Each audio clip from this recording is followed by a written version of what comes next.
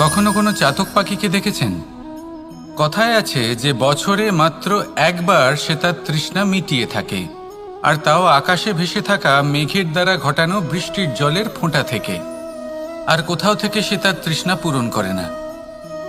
সারা বছর সে নিদারুণ গরম সহ্য করে, তীব্র শীতও সহ্য করে, শুধু এই আশা নিয়ে যে বছরে একবার অন্তত সেই মেঘের ঘনঘটা হবে, বৃষ্টি হবে, আর সে তার তৃষ্ণা নিবারণ করবে। এটা আসলে কি? এটা আসলে বিশ্বাস। সেই বিশ্বাস যে বছরে একবার সেই মেঘ আসবে তৃষ্ণা নিবারণ করতে। যেমন দেখুন, একটা সূর্যমুখী ফুল সারা রাত অন্ধকারের সাথে যুদ্ধ করে, কারণ তার বিশ্বাস যে ভোরবেলায় সূর্য তাকে অবশ্যই দর্শন দেবেন। সেটাও বিশ্বাস ছিল যার উপর ভরসা করে মনু একটা নৌকা নিয়ে বেরিয়ে পড়েছিলেন এবং সমস্ত সৃষ্টিকে প্রলয়ের হাত থেকে বাঁচিয়েছিলেন। সেটাও ছিল ভালোবাসার প্রতি বিশ্বাস, যার উপর ভরসা করে বানর এবং ভাল্লুক সেনা নিয়ে শ্রীরাম আক্রমণ করেছিলেন সমস্ত বরদানপ্রাপ্ত অসুরগণ এবং রাক্ষসগণের লঙ্কায় এবং জয় লাভ করেছিলেন। এই বিশ্বাসই হল এই বিশ্বের আশা। বিশ্বাস রাখুন যে আপনি হলেন সর্বশ্রেষ্ঠ এবং শুধুই নিজের কর্ম করতে থাকুন। এই বিশ্বাসের আশাই আপনাকে প্রতি মুহূর্তে বল প্রদান করবে। এ হলো আমার বিশ্বাস। আসুন আর আমার সাথে ভালোবেসে বলুন, রাধা রাধা। যোগাসন। যোগাসনে আসন অত্যন্ত গুরুত্বপূর্ণ। এবার আমি বলবো সবথেকে শ্রেষ্ঠ আসন কোনটি। আশ্বাস। নিজেকে আশ্বস্ত করতে থাকুন যে আমি আছি, সব ঠিক হবে, যা হচ্ছে ভালোর জন্য হচ্ছে। এই আশ্বাস আপনাকে জীবনে এমন ধন্যাত্মক বিশ্বাস দেবে যে আপনি বড় বড় সমস্যার সমাধান করতে পারবেন। এবার যদি কথা বলি সবথেকে কঠিন সময়ের, তাহলে সেটা হলো বিচ্ছেদের। যা মা সীতাকে সহ্য করতে হয়েছে শ্রীরামের জন্য, রাধা কৃষ্ণকেও সহ্য করতে হয়েছে। যে ব্যক্তি বিচ্ছেদের সময় সঠিক পথে চলে এসেছে সে জীবনে অনেক শ্রেষ্ঠ স্থানে অবশ্যই পৌঁছতে পারবে। এবার যদি কথা বলি সবথেকে জরুরি এবং গুরুত্বপূর্ণ সময়ের, তাহলে সেটা হলো সংযোগ। সকলকে সাহায্য করতে থাকুন। আপনি অন্যদের সাহায্য করে তাদের যত আনন্দ দিতে পারবেন ততটাই আনন্দ আপনারও জীবনে অবশ্যই আসবে। আসুন আর আমার সাথে ভালোবেসে বলুন, রাধা রাধা। সংসারে সকলে উঁচুতে উঠতে চায়, কেউ নত হতে চায় না। সবাই এটা মনে করে যে নত হওয়ার অর্থ হলো তাদের আত্মসম্মান এবং অহংবোধের বিরুদ্ধাচরণ করা। তাদের মনে হয় যে যদি আমরা নত হই সংসার আমাদের দুর্বল মনে করবে, তাদের শৌর্য এবং তাদের ব্যক্তিত্বের অপমান হবে। কিন্তু এটা কি সত্যি? প্রত্যেকবার নত হওয়ার অর্থ কি সম্মানহানি হওয়া? কখনোই নয়। আপনি নিজের জীবনকেই দেখে নিন। আপনার কোনো অমূল্য জিনিস যদি নিচে পড়ে যায় তাহলে তাকে কিভাবে তোলেন? সেই বস্তুকে তোলার জন্য আপনাকে নত হতেই হবে। আপনি বড়দের আশীর্বাদ কিভাবে লাভ করেন? আপনি নত হয়ে তবেই তাদের আশীর্বাদ লাভ করতে পারেন, তাই না? ভেবে দেখুন, আপনি একটা পথে হাঁটছেন, আপনি দেখতে চাইছেন যে আপনি সঠিক পথে হাঁটছেন কিনা, পায়ের নিচে কাঁটা পড়ে আছে কিনা। কিভাবে দেখবেন? আপনাকে সেই মাথা নত করেই দেখতে হবে। এর অর্থ কি? অর্থ খুব সহজ। প্রত্যেকবার নত হওয়া অনুচিত নয়, সেটা কোনোভাবেই সম্মানহানি নয়। পরিস্থিতি অনুসারে এবং যেখানে প্রয়োজন আপনি নত হতে শিখে গেলে আপনি অনেক কিছুই লাভ করতে পারবেন। জ্ঞান, মান, গুণ, বিশ্বাস। সেই জন্য প্রয়োজন এবং পরিস্থিতি অনুসারে নত হতে শিখুন। এতে অনুচিত কিছুই নেই। আত্মসম্মান থাকা অত্যন্ত প্রয়োজনীয়, কিন্তু তা যেন কখনো অহংকারে পরিণত না হয়। এই বিষয়ে অবশ্যই নজর রাখবেন এবং আমার সাথে ভালোবেসে বলবেন, রাধা রাধা। আমাদের জীবনে অনেক ধরনের ব্যক্তি এসে থাকেন কেউ কেউ আমাদের সাথে থেকে যান, কেউ আমাদের থেকে দূরে চলে যান। কেউ ভালো মানুষ হন, কেউ খারাপ মানুষ। কিন্তু আমরা সবসময় সেই সময়টাকে নিয়ে দুঃখ প্রকাশ করি যখন আমাদের জীবনে কোনো খারাপ ব্যক্তি প্রবেশ করেন। তারা আমাদের খারাপ অনুভূতি দেন, দুঃখ দেন, কষ্ট দেন। আমরা সবাই তাকে ভালো মন্দ কথা বলি। কিন্তু কেন? এমন বিভিন্ন ধরনের মানুষ, খারাপ মানুষ, ভালো মানুষ সবার জীবনেই আসেন এবং সকলকেই একটা অমূল্য শিক্ষা দান করে যান। এবার আপনি নিজেই ভেবে দেখুন, জীবনে যখন প্রথমবার আপনি আগুন স্পর্শ করেছিলেন তখন আপনি একটা শিক্ষা লাভ করেছিলেন যে আমাকে আগুনের থেকে একটু দূরে থাকতে হবে। তারপর আস্তে আস্তে আপনি শিখলেন যে কিভাবে এই আগুনকে নিয়ন্ত্রণে রাখতে হবে।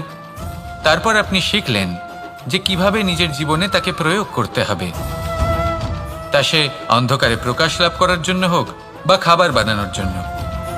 সেইভাবেই কোনো খারাপ ব্যক্তি যখন আপনার জীবনে আসে কোনো শিক্ষা দিয়ে যান, তার প্রতি কৃতজ্ঞ থাকুন। তার বিষয় খারাপ ভাবার বা খারাপ অনুভূতি নিয়ে থাকার কোনো প্রয়োজন নেই।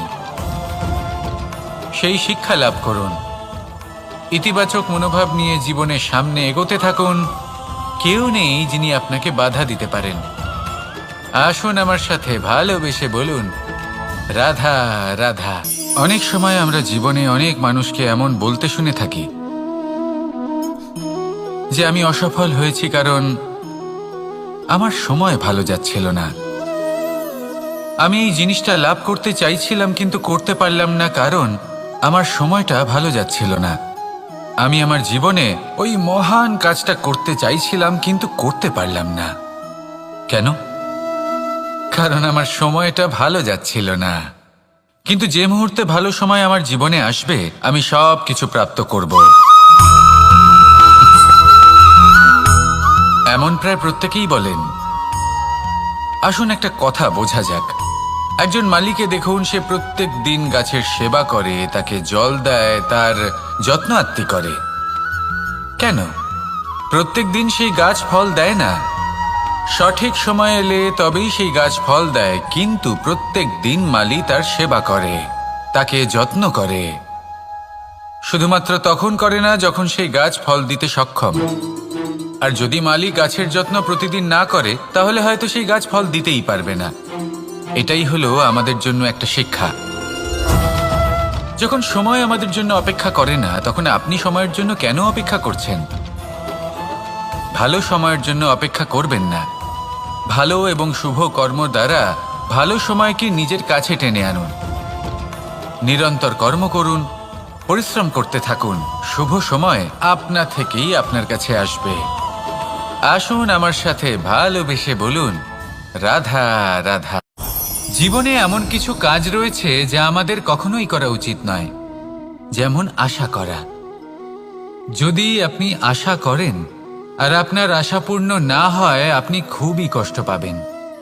এবার আপনি যদি প্রতীক্ষা করেন, করতেই থাকেন, আর সেই ব্যক্তি যদি না আসে তাহলেও খুব কষ্ট পাবেন।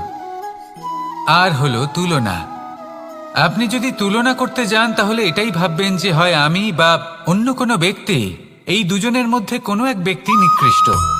আর এই ভাবনাটাই হলো অনুচিত।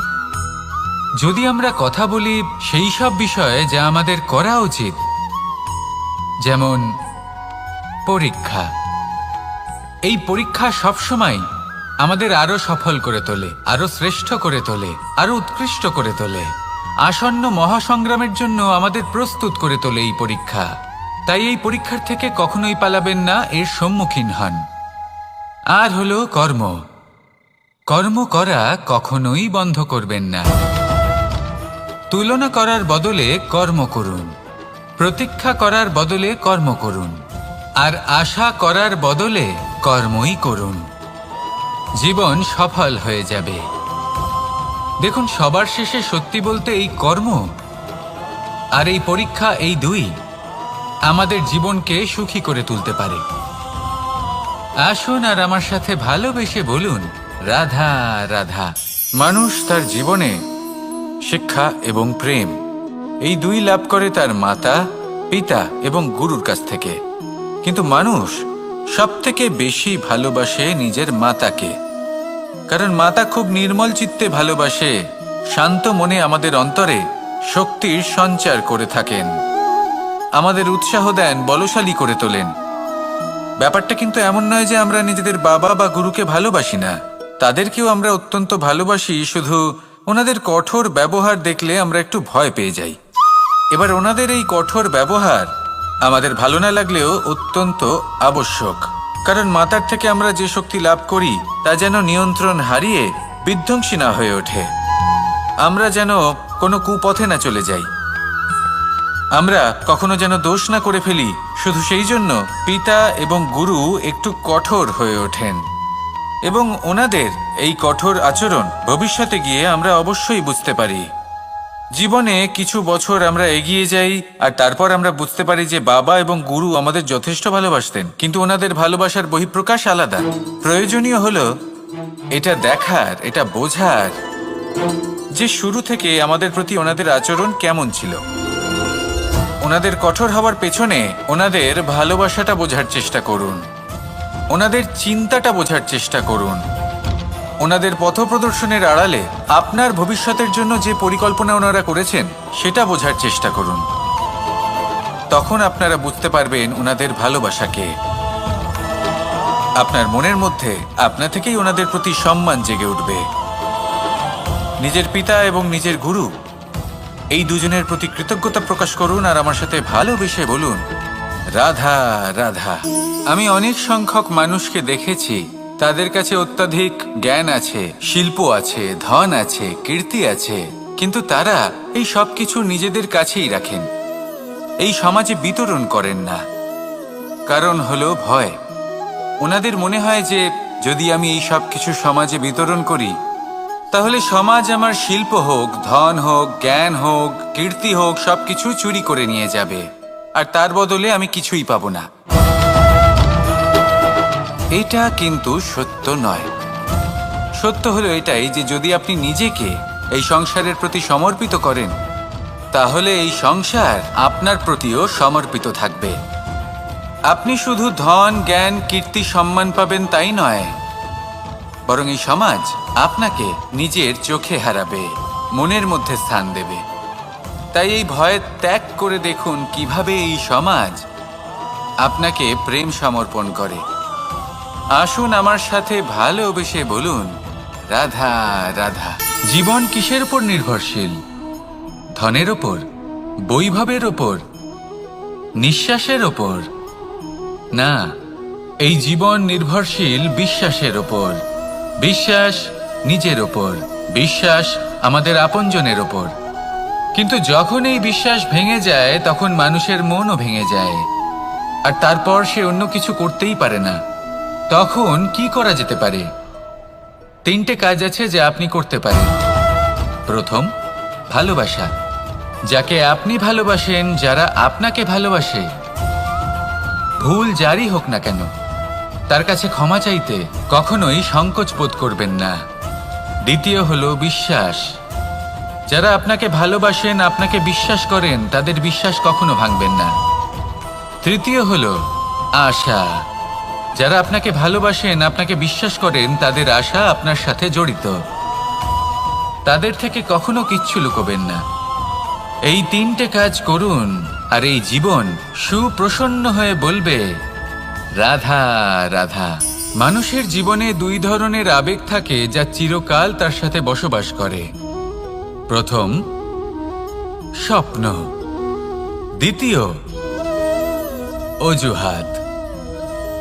মানুষ হাজার হাজার স্বপ্ন দেখতে পারে। আমাকে এই কাজ করতে হবে, আমাকে ওখানে ঘুরতে যেতে হবে, আমায় জীবনে এই অসম্ভব কাজ বাস্তবায়িত করে দেখাতে হবে, আদি ইত্যাদি। এবার ঠিক যেমন স্বপ্ন দেখেন সেইভাবে অজুহাতও খুঁজে নিয়ে আসেন।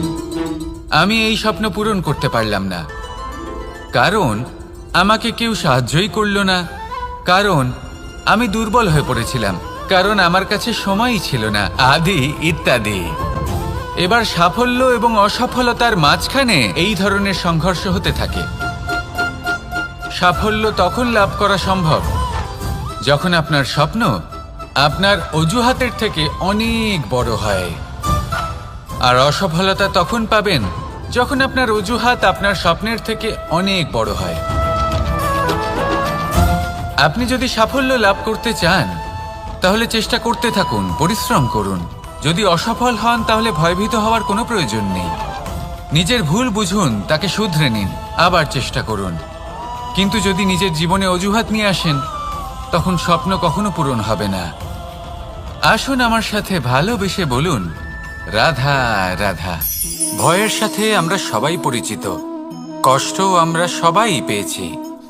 কখনো কখনো আমরা অসুস্থ হয়ে পড়ি, আর এমন সময় হলে মাতার মমতা, কখনো বাবার স্নেহ, কখনো বন্ধুদের পাশে থাকার অনুভূতি আমাদের রোগ নিরাময়ে সাহায্য করে। কখনো যদি আমরা নিরাশ হয়ে পড়ি, তখন যদি আমাদের কোনো আপনজন আমাদের দুটো ভালো কথা বলে, তখন আমাদের মনোবল বেড়ে যায়। ঠিক তেমন সংসারের এই রঙ্গমঞ্চে যদি আপনি পীড়িত অনুভব করেন, কিছু শুভ কথা আলোচনা করুন, কিছু স্তুতি গান করুন, কিছু মুহূর্তের জন্য হলেও নিজের ইষ্টদেবের কথা স্মরণ করুন আর প্রার্থনা করুন। সাহস বাড়বে, শক্তিও বৃদ্ধি পাবে এবং সামনে এগিয়ে চলার পথও দেখতে পাবেন। তখন এই মন প্রসন্ন হয়ে বলবে, রাধা রাধা। পাখি কখন জন্ম নেয়, কখন উড়তে শেখে, কখন বাসা বানাতে শেখে, কখন নিজের মৃত্যু লাভ করে, এসব আমাদের মধ্যে কেউ জানি না। কিন্তু পাখি একটা কথা খুব ভালো করে জানে, যে এই সংসারেও যা কিছুই করুক না কেন, এই সংসারে ওকে নিয়ে কিচ্ছু যায় আসে না। এবার আমরা কি করি?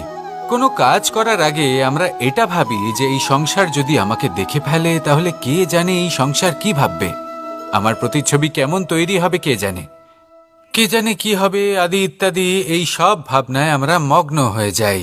কিছুটা এমনভাবে মগ্ন হই যে বর্তমানের কর্মের এই জীবনের যাত্রাপথে সেই সময়ের আনন্দ উপভোগ করতে ভুলে যাই। এবার দেখুন একটা পাখি কি করে, ওর কর্ম হলো গান গেয়ে চলা। ওই পাখি গেয়ে চলে, কেউ ওর গান শুনুক বা না শুনুক, কেউ আদৌ শুনছে কিনা সেই বিষয়টা নিয়ে সেই পাখির কিছুই যায় আসে না। সেই পাখি নিজের কর্ম করতে থাকে। হয়তো সেই জন্যই আপনি কখনো কোনো পাখিকে কাঁদতে দেখবেন না। এরকমই আপনাকে নিজেকে গড়ে তুলতে হবে।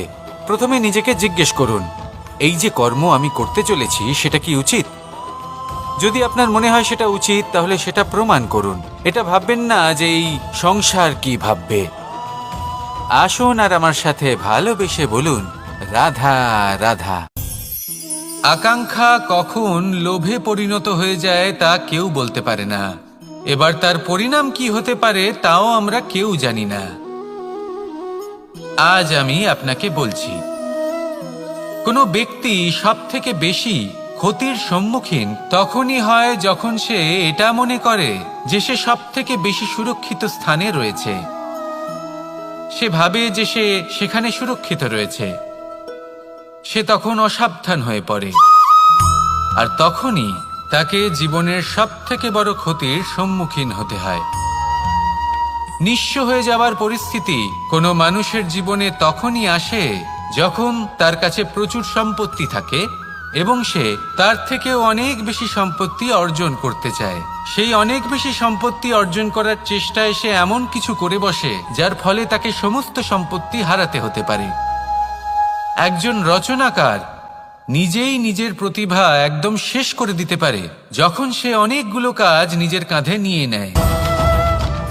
একটা গুরুত্বপূর্ণ কথা সবসময় মনে রাখবেন, আজ আপনি যেখানেই থাকুন না কেন, যেমনই যে কোনো স্থানেই থাকুন না কেন, এর পেছনে আপনার আকাঙ্ক্ষার একটা বিশাল ভূমিকা রয়েছে। কিন্তু মনে রাখবেন, আপনাকে শিখতে হবে যে কখন আর কিভাবে নিজের উচ্চাকাঙ্ক্ষাগুলিকে লাগাম পরাতে হবে, কারণ এটা অত্যন্ত আবশ্যক। তাই আসুন আর আমার সাথে ভালোবেসে বলুন, রাধা রাধা। রাত্রে আমরা সুখ নিদ্রা লাভ করি, আমরা স্বপ্ন দেখি, ভবিষ্যতের পরিকল্পনা করি, খুব ভালো লাগে। সকালে যখন চোখ খুলি নিদ্রা ভঙ্গ হয়, স্বপ্ন সেইখানেই ভেঙে যায়, আর তারপর আমরা আমাদের রোজকার জীবন যাপন করি। স্বপ্ন হয়তো মানুষ রাতের বেলায় দেখেন, কিন্তু সেটাকে সার্থক দিনের বেলাতেই করতে হয়। রাতে মধুর বাতাসের নিচে কোমল শয্যায় শুয়ে মাতার গলায় মিষ্টি গান শুনতে শুনতে নিদ্রায় আচ্ছন্ন হওয়া, স্বপ্ন দেখা, ভবিষ্যতের পরিকল্পনা করা বড়ই সরল। কিন্তু সকালবেলায় সময় মতো উঠে সূর্যের তাপ সহ্য করে, সেই উষ্ণতা সহ্য করে সর্বাঙ্গ ঘেমে গিয়ে নিজের পথ খুঁজে বের করা, সেই পথে অগ্রসর হওয়া, বাধা বিপত্তি এসবের সম্মুখীন হওয়া আর তারপর লক্ষ্য লাভ করা, এগুলো কঠিন কাজ। এ হলো অত্যন্ত কঠিন কাজ। যদি আপনি চান যে স্বপ্ন আপনি দেখেছেন তা সত্যি হোক, তাহলে দিনের বেলায় আপনাকে বেরিয়ে কর্ম করতেই হবে, পরিশ্রম করতেই হবে। মনের এই চক্ষু দিয়ে স্বপ্ন দেখা সম্ভব, কিন্তু যদি আপনি বুঝতে পারেন যে এই স্বপ্নই হলো আপনার লক্ষ্য, তাহলে তাকে সার্থক করতে শুধুমাত্র পরিশ্রম দ্বারাই করতে হবে। তাহলে পরিশ্রম করুন আর আমার সাথে ভালোবেসে বলুন, রাধা রাধা। মানুষের জীবনে তিনটি গুণ অত্যন্ত প্রয়োজনীয়: শ্রদ্ধা, বিনম্রতা, যোগ্যতা। যদি জ্ঞান লাভ করতে চান তাহলে শ্রদ্ধার প্রয়োজন, যদি মান লাভ করতে চান তাহলে স্বভাবে বিনম্র হওয়া প্রয়োজন, আর যদি মনোবাঞ্ছিত স্থান লাভ করতে চান তাহলে যোগ্যতার প্রয়োজন। বিষয়টা সহজ। শ্রদ্ধা আপনাকে জ্ঞান দেবে, নম্রতা আপনাকে মান, আর যোগ্যতা উচিত স্থান দেবে। কিন্তু যদি আপনি এই তিনটি গুণ সম্মিলিত করেন তাহলে এমন কিছু লাভ করবেন যা এই সব কিছুর থেকে অনেক ঊর্ধ্বে। সম্মান।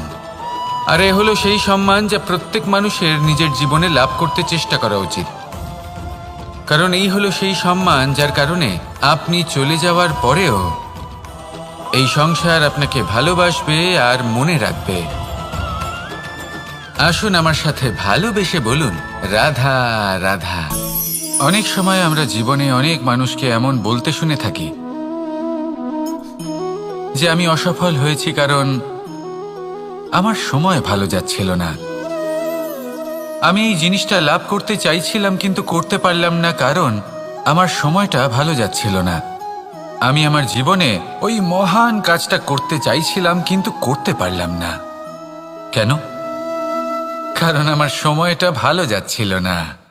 কিন্তু যে মুহূর্তে ভালো সময় আমার জীবনে আসবে আমি সব কিছু প্রাপ্ত করব।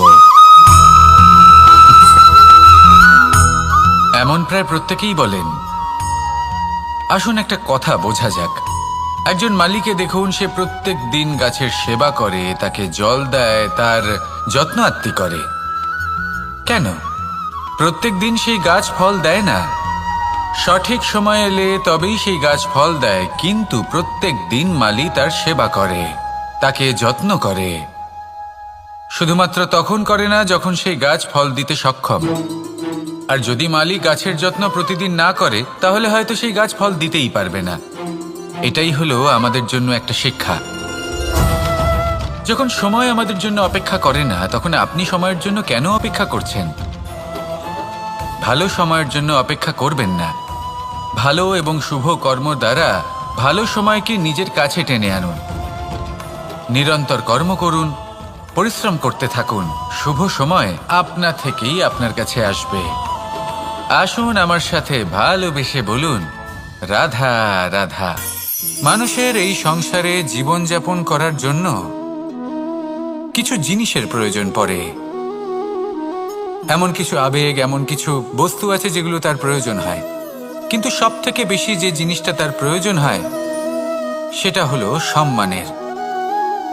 আমাদের ভালো লাগে যখন কেউ আমাদের সম্মান করে। আমরা কাউকে সম্মান করলে তারও সেটা ভালো লাগে।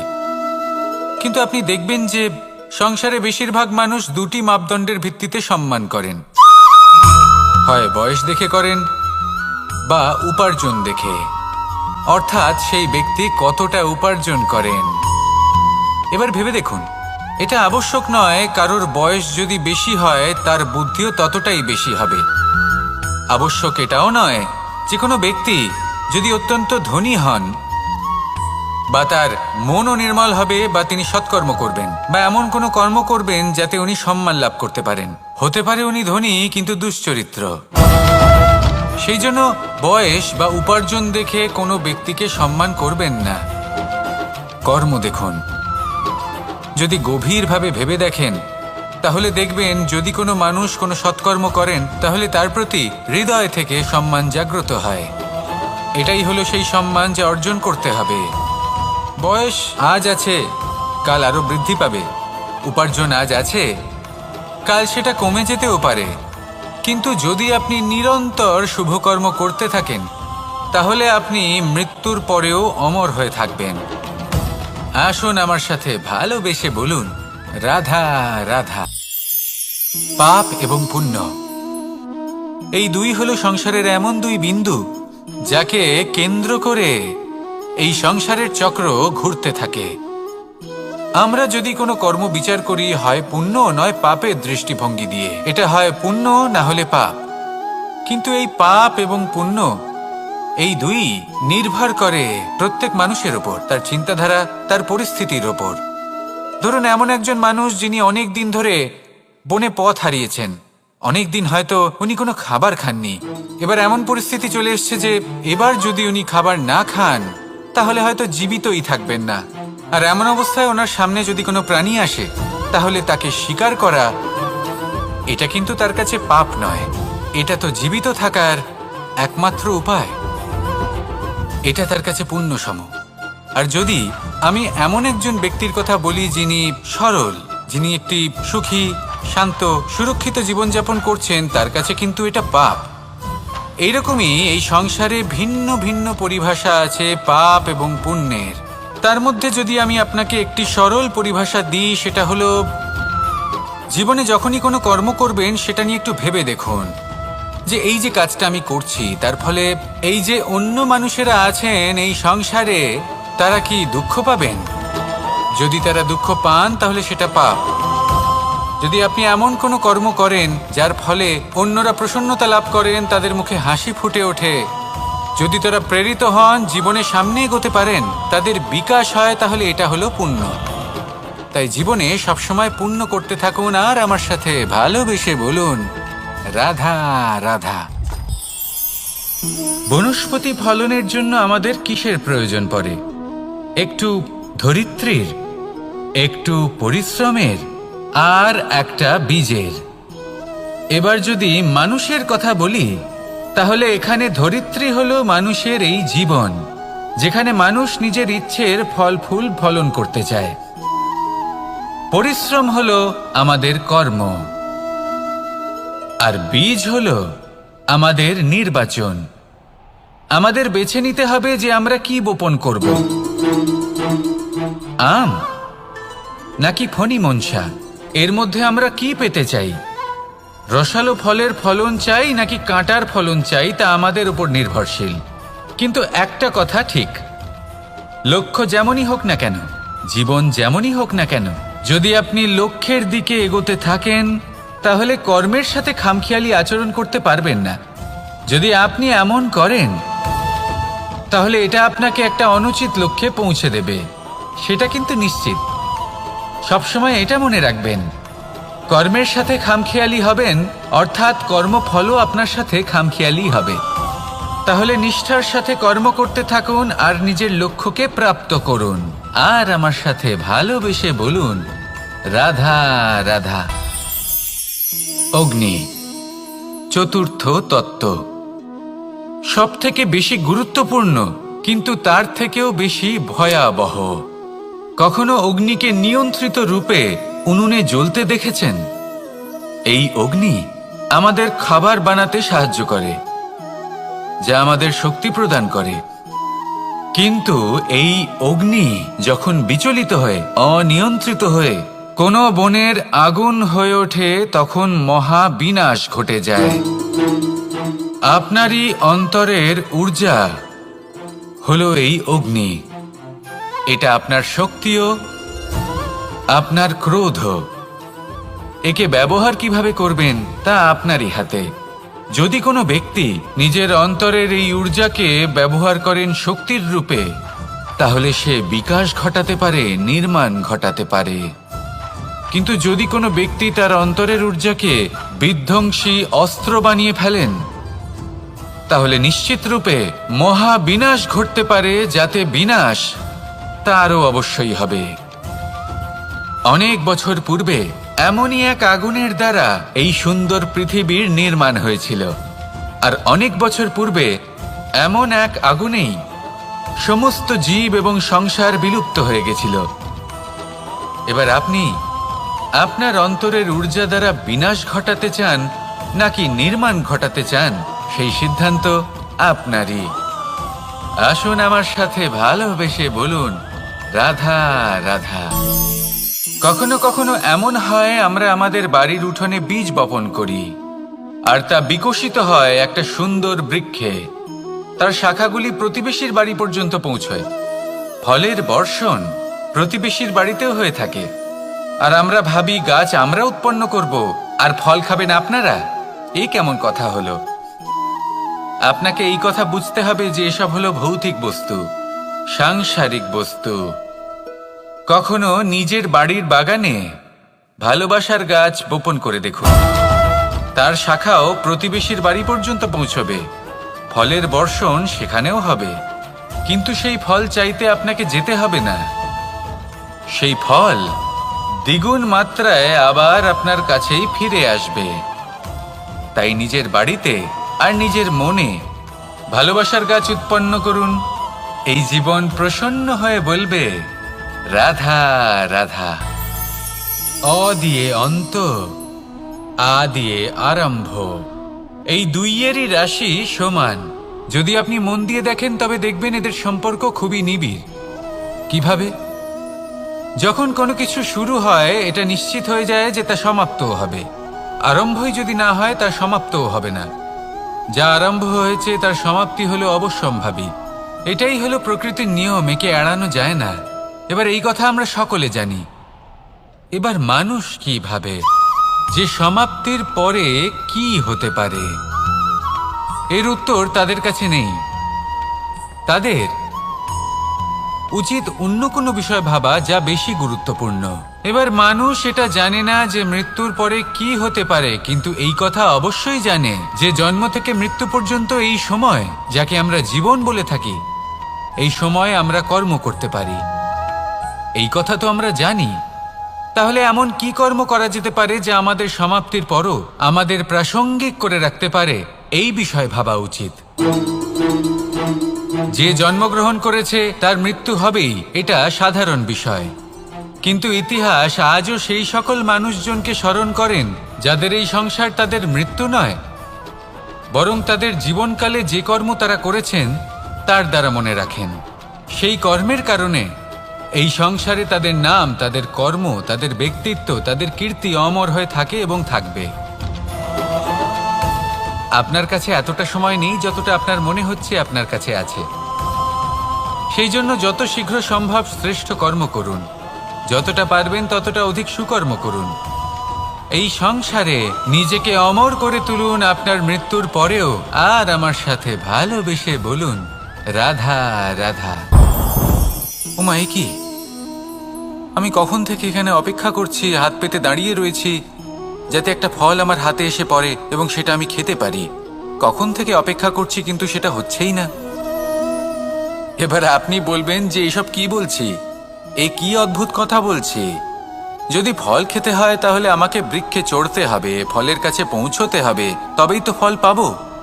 এবার এটা অত্যন্ত সহজ ব্যাপার, কিন্তু এই বিষয়টা আপনি নিজের জীবনের প্রসঙ্গে ভেবে দেখুন। লক্ষ্য কোথায় আছে আপনি জানেন, সেই লক্ষ্যে পৌঁছানোর পথ কি সেটাও আপনি জানেন, সেই পথে চলার ক্ষমতাও আপনার রয়েছে, কিন্তু তাও আপনি নিজের লক্ষ্য লাভ করতে পারছেন না। কেন? কারণ আপনি অপেক্ষা করছেন যে লক্ষ্য আপনার সামনে চলে আসবে, কিন্তু তা হয় না। লক্ষ্য সে যাই হোক না কেন, ধন হোক, প্রেম হোক, কোনো সম্মান হোক বা মোক্ষ হোক, যদি আপনি তার দিকে অগ্রসর না হন তাহলে ফল প্রাপ্তি অসম্ভব ব্যাপার, তা কোনোদিনই হবে না। সেই জন্য আপনার চোখের সামনে আপনি যদি নিজের লক্ষ্যকে দেখতে পান তাহলে উঠুন এবং সেই দিকে অগ্রসর হতে শুরু করুন। নিজের অন্তরের সকল অশুভ গুণ দূর করুন, অলসতা ত্যাগ করুন, অজ্ঞানতা ত্যাগ করে দিন এবং চলতে থাকুন। অবশ্যই মনোবাঞ্ছিত ফল লাভ করতে পারবেন। মনে রাখবেন, চলতে থাকলে তবেই লক্ষ্যপ্রাপ্তি হবে। অপেক্ষার দ্বারা শুধুমাত্র মৃত্যু লাভ হবে। আসুন আমার সাথে ভালোবেসে বলুন, রাধা রাধা।